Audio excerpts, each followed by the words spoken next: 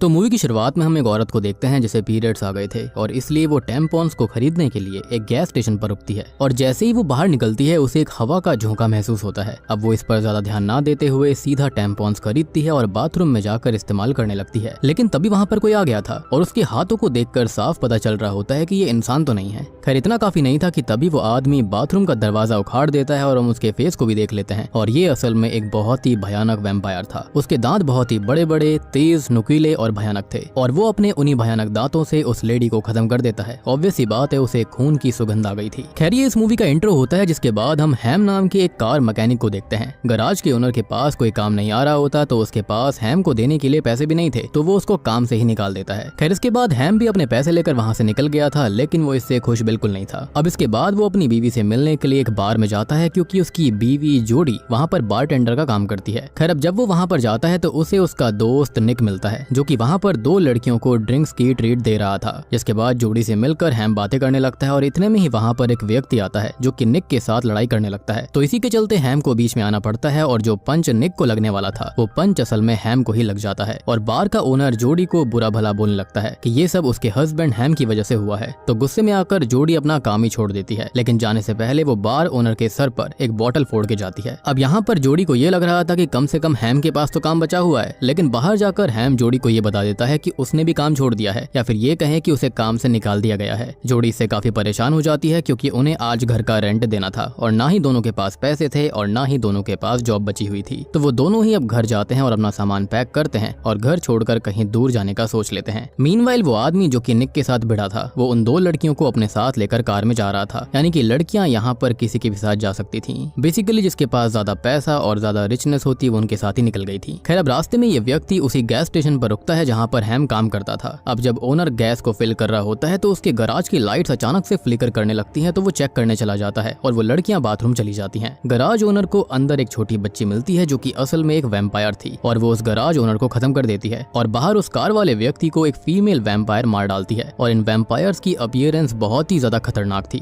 Meanwhile हैम और जोड़ी अंधेरे में टाउन से बाहर जाने की कोशिश कर रहे थे और अचानक से उनके बीच में बहस होने लगती है और इसी चक्कर में होता ये है कि वो किसी चीज से टकरा जाते हैं और उनकी कार का बैलेंस बिगड़ गया था जिसके चलते उनकी कार क्रैश हो गई थी। मीनवाइल गराज पर पुलिस आती है और वहाँ पर शेरिफ जिम भी होता है और उनके साथ साथ एक फॉरेंसिक एक्सपर्ट डॉक्टर कैरल भी थी। अब डॉक्टर कैरल जो होती है वो उस गराज ओनर की डेड बॉडी को देखकर काफी ज्यादा हैरान थी क्योंकि उसकी बॉडी के पास खून तो क्या बल्कि उसका एक कतरा भी नहीं था, यानी कि ना ही बॉडी के अंदर ना ही आसपास। अब शेरिफ का ये मानना था कि ये किसी जानवर का काम है लेकिन कैरल समझ गई थी कि ये काम असल में किसी वैम्पायर का है क्योंकि उसने सुना था कि इस टाउन के अंदर वैम्पायर्स का खतरा बढ़ चुका है और ऐसे काफी सारे केसेस देखे गए हैं। खैर फिर हम एक और कपल को देखते हैं जो कि जंगल के अंदर कैंपिंग करने आया हुआ था और उनकी कैंपिंग सही नहीं रहती क्योंकि रात को जब वो दोनों अपने टेंट में थे तो वहां पर एक वैम्पायर आता है जो कि उस कपल को खत्म कर देता है।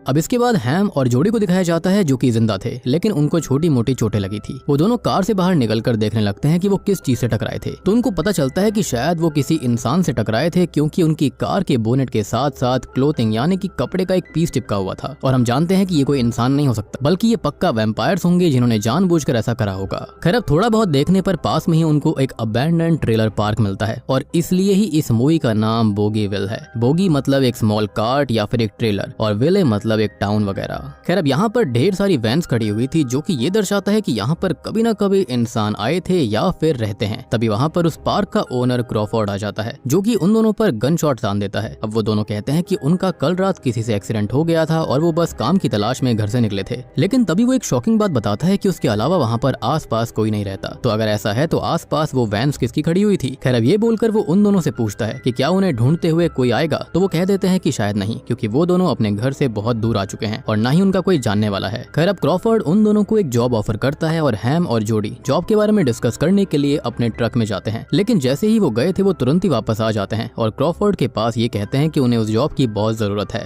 आई मीन ऑब्वियस सी बात है, जरूरत होते हुए भी थोड़ा बहुत ड्रामा तो करना ही पड़ता है। खैर इसके बाद क्रॉफोर्ड उन्हें अपने घर लेकर जाता है और ये बताता है कि उन्हें सुबह और रात हर वक्त यहीं पर रहना होगा और बदले में वो उनको 3 वक्त का खाना और रहने के लिए जगह देगा। तो हैम ये पूछता है कि पैसों का क्या, तो वो ये कहता है कि पैसों की भी कोई दिक्कत दिक्कत नहीं होगी। खैर फिर क्रॉफोर्ड जो होता है वो हैम को घर दिखाने लगता है और वहीं हैम उससे उस ट्रेलर पार्क की कहानी भी पूछता है। तो क्रॉफोर्ड ये बताता है कि ये पार्क उसके ब्रदर इन लॉ का था और हम पास्ट का एक सीन देखते हैं जिसमें हम उसी बच्ची को देख पाते हैं जिसने कि उस गराज ओनर को खत्म किया था और जिसने उस कार वाले व्यक्ति को खत्म किया था वो फीमेल वैम्पायर भी वही थी जिसका नाम असल में टेस है और वो असल में क्रॉफोर्ड की बहन है। और जिस वैम्पायर ने जंगल के अंदर उस कपल को खत्म किया था टेंट के अंदर वो भी वही था और यही क्रॉफोर्ड का ब्रदर इन लॉ है जिसका नाम मेडिसन है, जिसका ये ट्रेलर पार्क हुआ करता था या फिर ये कहें टेक्निकली अभी भी है। लेकिन किसी वजह से हुआ ये है कि टेस, मेडिसन और वो छोटी बच्ची यानी कि इन दोनों की जो लड़की है वो किसी वजह से वैम्पायर बन चुके हैं। खैर अब वो ये बताता है कि पहले वो पार्क बहुत चलता था लेकिन फिर धीरे धीरे वो बंद हो गया। अब यहाँ अचानक से क्रॉफोर्ड हैम का हाथ जोर से पकड़ लेता है और वो हैम को ये कहता है कि कभी भी रात को घर से बाहर मत जाना और एटिक और बेसमेंट से तो सख्त दूर रहना।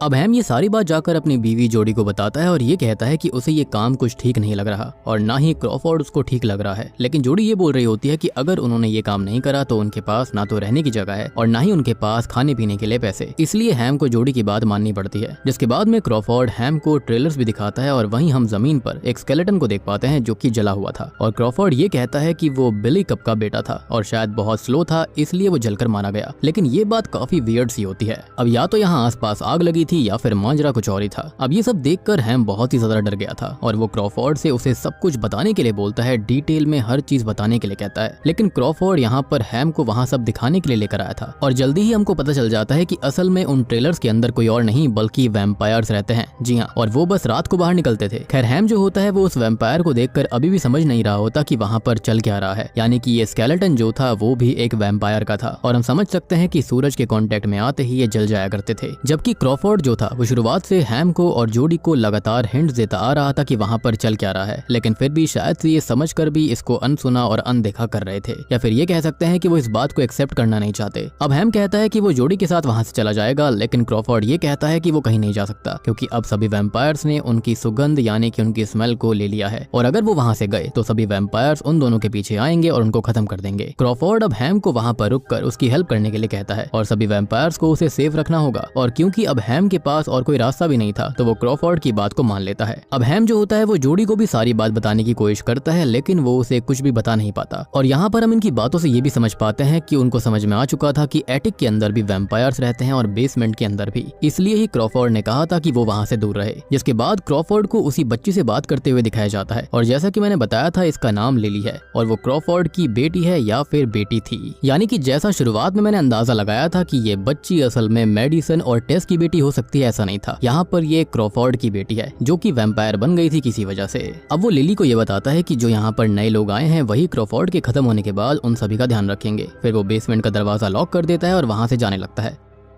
अब रात में होता यह है कि हैम को बाहर से कुछ आवाज आती है तो बाहर का दरवाजा खोलने की वो कोशिश करता है लेकिन वहाँ पर ताला लगा हुआ था और तभी वहाँ पर क्रॉफोर्ड आ जाता है और वो उसे साफ साफ बोल देता है कि अगर वो रात को बाहर निकले तो वो खत्म हो जाएंगे। खैर फिर हम निक को एक लड़की के साथ उसी बार के सामने देखते हैं कि तभी वहाँ पर लिली आकर उन दोनों पर हमला कर देती है। फिर सीन जो होता है वो अगले दिन पर शिफ्ट होता है और कैरल जिम को बताती है कि कल के हमले में जो सर्वाइवर है उसकी बातों से यही साबित होता है कि ये सभी हमले वैम्पायर्स कर रहे हैं क्योंकि सर्वाइवर ने क्रूसीफिक्स पहना हुआ था और इसलिए शायद वो बच गया और शायद से उनके गांव में एक नहीं बल्कि बहुत सारे वैम्पायर्स रहते हैं जिसके बारे में सबको अंदाजा है लेकिन कोई कुछ बोलना नहीं चाहता। लेकिन जिम उसकी बात को सुनकर हंसने लगता है, लेकिन जिस तरह से खून हुए थे उस हिसाब से जिम को भी यही लग रहा था कि हाँ ये सब वैम्पायर्स का ही काम है, लेकिन वो इसको एक्सेप्ट करना नहीं चाहता। खैर अब फाइनली हैम ने सारी बातें जोडी को बता दी थी और वो वहां से जाने का सोचता है, लेकिन उससे पहले वो दोनों बेसमेंट में चेक करने का सोचते हैं क्योंकि उनको अभी भी यकीन नहीं हो रहा था कि वहां पर कोई वैम्पायर्स हैं भी। उनको लग रहा था कि शायद क्रॉफोर्ड उनको खाली डरा रहा है। मीनवाइल जिम उस बार के ओनर से पूछताछ करता है और उसको पता चलता है कि वो आदमी गायब है जिससे हैम और उसके दोस्त निक की फाइट हुई थी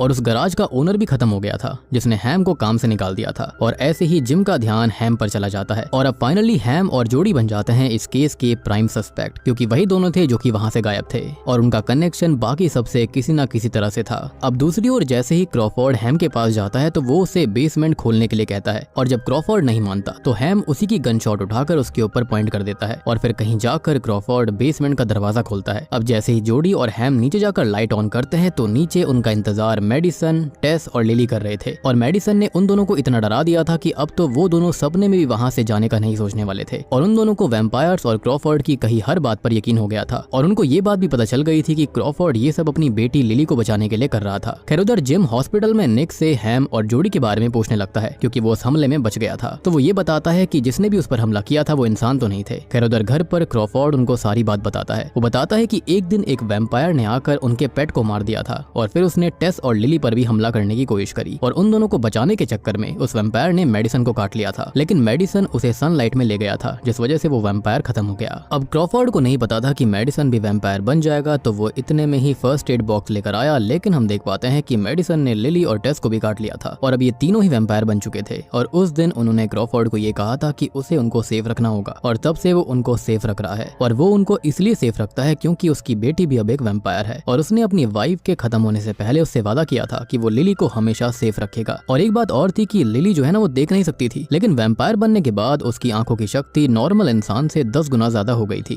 क्रॉफोर्ड एक बात और बताता है कि ये सब कुछ असल में 30 साल पहले हुआ था और जब कोई वैम्पायर बनता है तो उसकी उम्र नहीं बढ़ती। और आज से 20 साल पहले उस पार्क के अंदर एक फीस्ट हुआ था जिसमें मेडिसन, लिली और टेस ने कई लोगों को खत्म कर दिया और जो खत्म हुआ था वो वैम्पायर बनते गए थे और जो बाकी वैम्पायर बने उन्होंने बचे हुए को भी वैम्पायर बना दिया।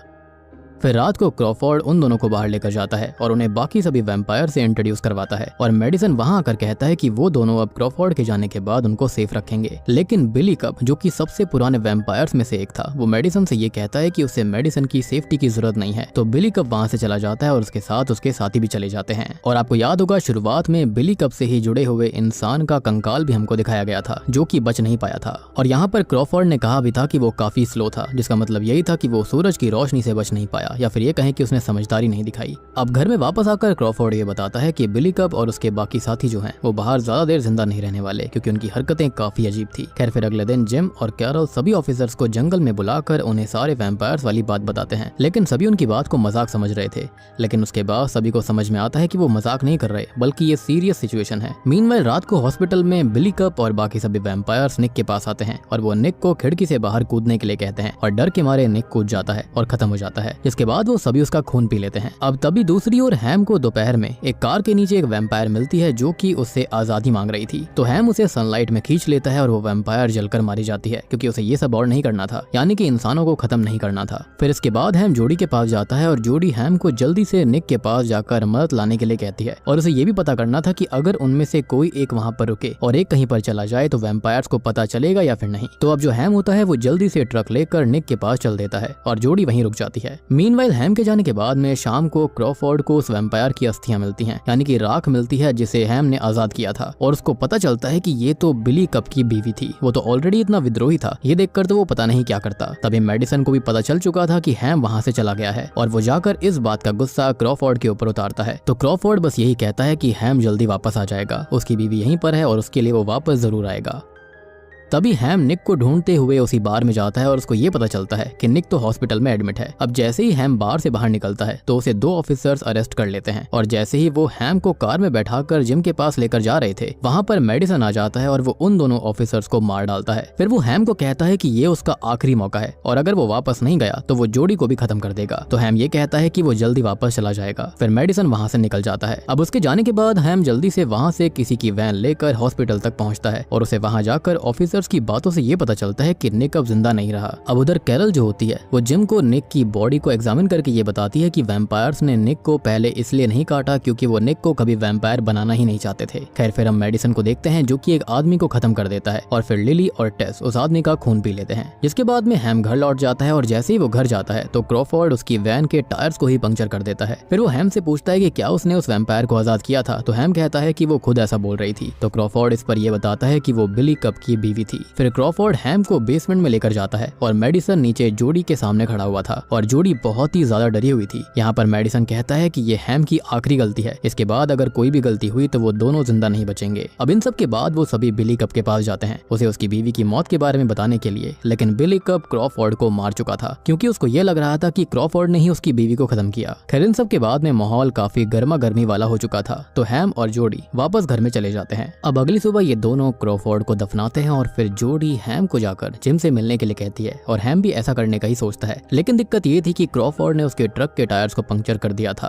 तो असल में वो अब क्रॉफोर्ड की ही कार को किसी तरह से फिक्स करके वहां से निकल जाता है, क्योंकि वो खुद एक मैकेनिक था। अब उसके जाने के बाद मेडिसन को सब पता चल जाता है और वो बेसमेंट का दरवाजा ओपन करके बाहर आ जाता है। वो जोडी पर हमला करने की कोशिश करने वाला था, लेकिन सूरज की रोशनी की वजह से उसे वापस बेसमेंट में जाना पड़ता है। उधर हैम ने जिम के पास जाकर सब कुछ बता दिया था और जिम भी पूरी तैयारी में था कि वो वैम्पायर्स को खत्म करेगा। अब जिम सभी ऑफिसर्स को लेकर उस ट्रेलर पार्क तक जाने लगता है और सभी ने गले के अंदर क्रूसीफिक्स भी पहने हुए थे। अब हैम उनको ये बता देता है कि वहाँ ढेर सारे वैम्पायर्स रहते हैं और उनको सूरज की रोशनी में यानी कि सुबह ही मारना सबसे आसान रहेगा। खैर अब थोड़ी ही देर में वो सभी पार्क में पहुंच जाते हैं और यहाँ सभी ऑफिसर्स एक एक करके सभी ट्रेलर्स में से वैम्पायर्स को बाहर निकाल कर मारने लगते हैं। एंड फॉर्चुनेटली जोडी ठीक थी। उधर बेसमेंट के अंदर होता यह है कि जो मेडिसन होता है ना, वो काफी ज्यादा सेल्फिश निकलता है। वो टेस और लिली को छोड़कर ही भाग जाता है और फिर टेस इन सब की जिम्मेदार लिली को बताने लगती है। तो लिली गुस्से में टेस को धक्का देकर बाहर भेज देती है और टेस भी जलकर मारी जाती है। अब ऑफिसर्स बेसमेंट में जाते हैं, लेकिन लिली वहां पर छुपी रहती है और कुछ नहीं करती। फिर हैम अंदर जाता है और सीन शिफ्ट हो जाता है और हम देखते हैं कि सभी ऑफिसर्स गराज में जाते हैं और वहां भी ढेर सारे वैम्पायर छुपे हुए थे जो कि उन सब पर हमला कर देते हैं। इसमें काफी ऑफिसर्स मारे गए थे, लेकिन फिर भी जिम और कैरल सभी वैम्पायर्स को खत्म करने में कामयाब रहते हैं। खैर उन्होंने काफी सारे वैम्पायर्स को खत्म कर दिया था, तो कैरल वहां से चली जाती है और जिम भी वहां से जाने लगता है। तभी हैम जो होता है उसे मेडिसन को ढूंढकर खत्म करना था, क्योंकि अगर वो जिंदा रहा तो वो उन दोनों का जीना मुश्किल कर देता। तो वो उसे ढूंढते हुए गराज में जाता है, जहाँ पर मेडिसन जोडी पर हमला कर देता है और उसको काट लेता है। हैम की आवाज सुनकर जिम और एक ऑफिसर वहां पर आते हैं और वो मेडिसन पर शूट करने लगते हैं और उनसे बचने के लिए मेडिसन एक ब्लैंकेट लेकर वहां से बचकर भागने लगता है और किसी तरह से वो बच जाता है। हम देख पाते हैं कि जोडी अब एक वैम्पायर में तब्दील हो चुकी थी। अब कहानी यहाँ से कुछ महीनों बाद आगे बढ़ जाती है, जहाँ पर हम उसी पार्क में देखते हैं कि हैम और उसकी बीवी जोडी वहीं पर रहती है। तभी वहाँ पर जिम उसके पास आता है, जो कि उसका हाल चाल पूछने आया था। वो ये कहता है कि जोडी कैसी है, तो हैम ये बताता है कि जोडी बिल्कुल ठीक है। और अब बस ये बात सुनकर जिम वहाँ से चला जाता है। लेकिन तभी हम शॉकिंगली देखते हैं कि जोडी अब गराज में थी और अब वो एक ब्लड थर्स्टी वैम्पायर बन गई है, यानी कि अब वो भी लोगों को मारती होगी। मूवी के एंडिंग सीन में हम मेडिसन को भी देखते हैं, जो कि एक वैन में कहीं जा रहा होता है, जिससे हमको ये पता चलता है कि मेडिसन वैन में छुपकर बचकर भाग गया था और अब शायद मेडिसन अपना बदला लेने के लिए जोडी के पास में और हैम के पास वापस आएगा। लेकिन हैम के पास उसकी बीवी जोडी है, जो कि खुद एक वैम्पायर है, तो यहाँ पर इनकी लड़ाई आगे चल सकती है। और हम ये भी देख पाए थे कि लिली अभी भी जिंदा थी और वो कुछ नहीं कर रही थी। अब या तो हो सकता है कि यहाँ पर उसको भी खत्म कर दिया गया होगा, या फिर शायद से उसको हैम सेफ रखेगा और बेसमेंट के अंदर ही कैद रखेगा, क्योंकि उसने कहीं ना कहीं क्रॉफोर्ड से वादा लिया था। और बूम, इसी के साथ में बोगीविल मूवी यहीं पर खत्म हो जाती है।